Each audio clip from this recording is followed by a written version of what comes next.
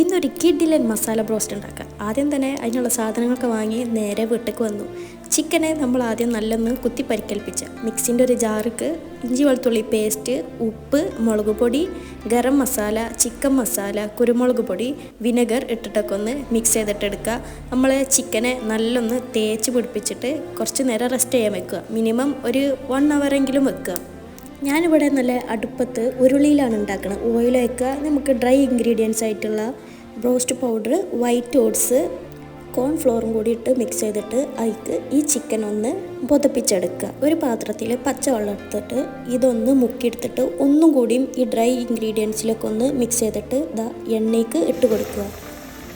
എണ്ണ ചിക്കൻ ഇടുന്ന സമയത്ത് ഹൈ ഫ്ലെയിമും അത് കഴിഞ്ഞിട്ട് ഒരു 2 മിനിറ്റ് കഴിഞ്ഞ് ലോ ഫ്ലെയിമും ആക്കിയിട്ട് അങ്ങനെ കുറച്ച് നേരം പൊരിച്ചെടുക്കുക. അങ്ങനെ നല്ല മയോണൈസിലും കൂട്ടിയിട്ട് ഇങ്ങോട്ട് അടിച്ചാൽ പിന്നെ ചുറ്റുള്ളതൊന്നും കാണാൻ പറ്റില്ല.